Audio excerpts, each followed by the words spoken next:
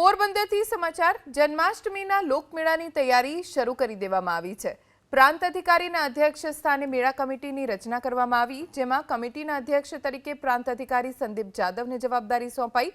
મેળા કમિટીની બેઠકમાં કેટલાક મહત્વના નિર્ણય લેવાયા, જે બાદ કમિટીના અધ્યક્ષે માહિતી આપી કે લોકોની સલામતી અને સુરક્ષાને ધ્યાનમાં રાખીને આયોજન થશે।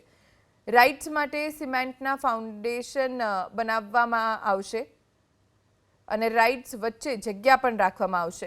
એટલું જ નહીં, રાઇડ માટે ખાસ કમિટી નિરીક્ષણ પણ કરશે, બાદમાં મંજૂરી આપવામાં આવશે।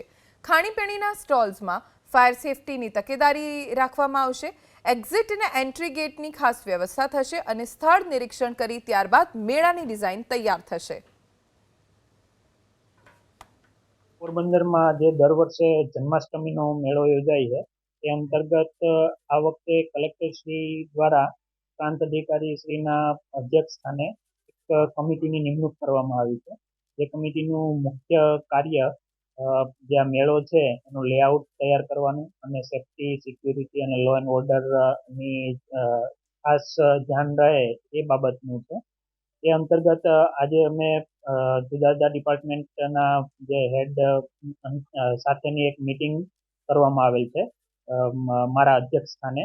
એમાં જે દર વખતે જે સ્ટોલની સંખ્યા અને રસ્તાઓને હતા એ બાબતે આ વખતે થોડું ખાસ સિક્યુરિટી પર્સપેક્ટિવથી ચેક કરી અને રસ્તાઓ જે છે એ મિનિમમ 50 ફૂટ, મુખ્ય રસ્તાઓ 100 ફૂટ જેવા મેળા ગ્રાઉન્ડમાં રાખી સ્ટોલની સંખ્યા પણ એ મુજબ જરૂર જણાય ત્યાં અમે ઘટાડો કરવામાં આવેલ છે અને એ મુજબ ફાઇનલ લેઆઉટ પ્લાન તૈયાર કરવા જઈ રહ્યા છે।